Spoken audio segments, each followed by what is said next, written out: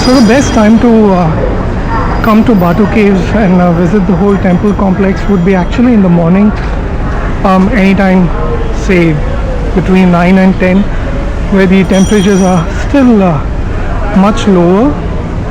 By the time it is 12 o'clock or 1 o'clock, yeah, the temperatures go up and gets very hot and uncomfortable as well.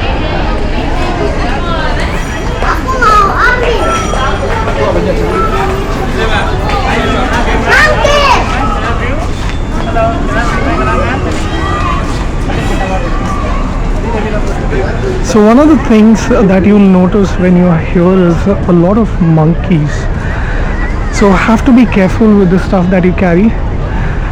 If you have a lot of loose items, say if you're carrying plastic bags in your hands, I bet surely one of these monkeys will pull it off your hands. So that's one thing that you'll have to really keep in mind. Anything loose in your hands, gotta be careful.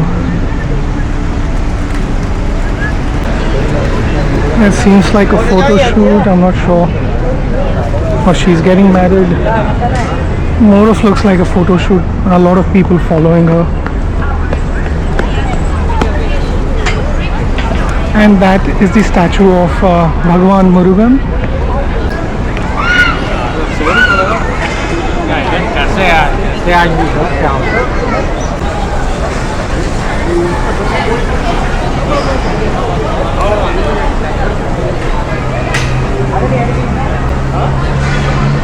So we're entering the temple complexes, so I'm going to just remove my footwear and then make my way up. So now the rules that you need to follow, they're just right over here as it's mentioned. So here,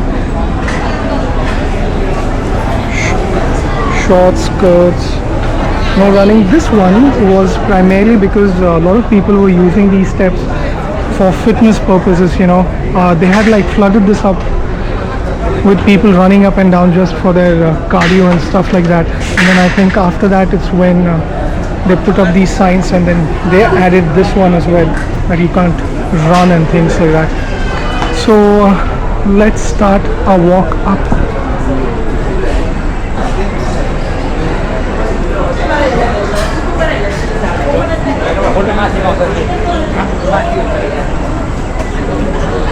We've got to be very careful of these monkeys over here. You cannot have anything loose in your hands. As I told you, they will grab it. There's no two thoughts about them, like what they would do and what not. So I'm just halfway through, and that's the view that you get from up here.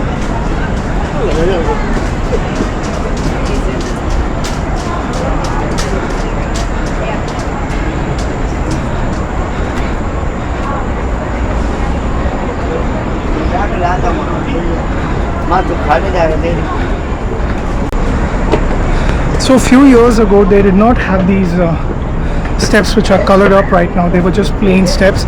I think somewhere in between they decided that they wanted to make this a lot more brighter. There was a bit of a controversy surrounding it, but I think everybody eventually agreed to like just have this color onto these steps, and then you know, it looks pretty actually. If you look from a distance, it certainly looks very pretty.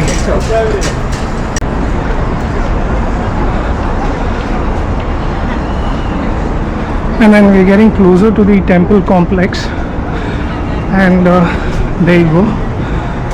And since these are caves as well, you know, like the floor is perpetually wet. You know, the water falling off these caves from the top.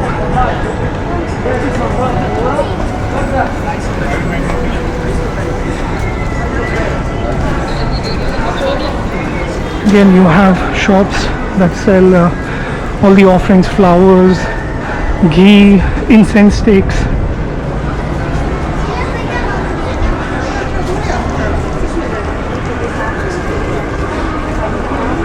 And obviously they sell souvenirs as well.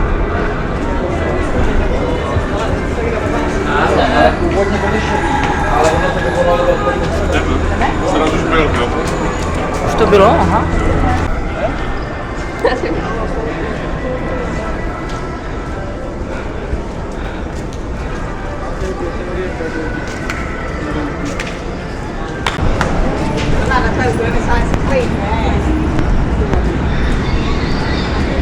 And that's another temple that we have upstairs here.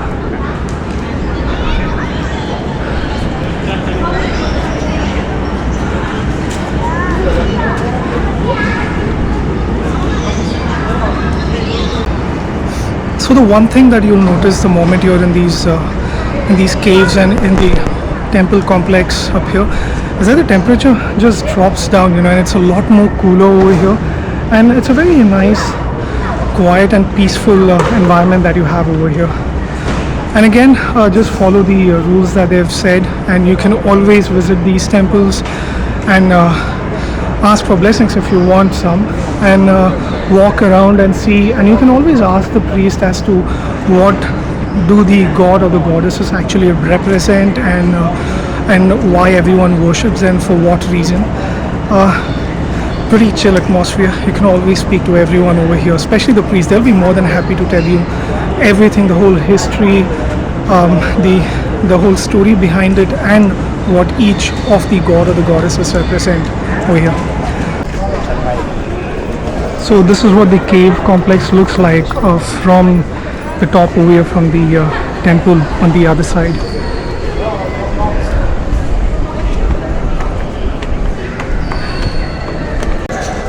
So if you plan to visit Batu Caves and also plan to actually walk the 272 steps and come and see the cave complex and all the temples here inside as well, make sure that you have a little more time in hand. Don't be in a rush, because it's a very nice place to be here. It's very calm. It's a lot cooler inside. The atmosphere in general over here is very nice. So take enough time to be here and enjoy this place, and only then head back.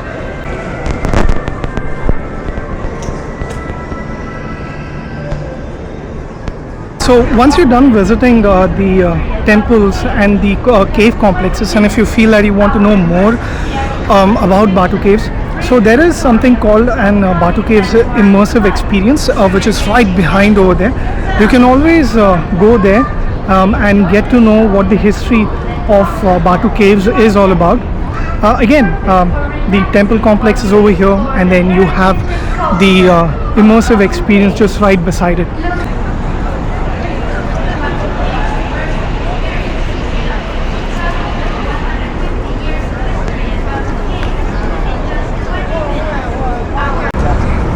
And then this brings an end to the visit to Batu Caves. I hope you enjoyed this video and this was helpful to you as well. And if you have any questions regarding how to visit this place, do drop in your comments, and as in how I find time, I will get back to you and help you in any way possible that I can. So thank you for being with me, and I will see you guys in the next video.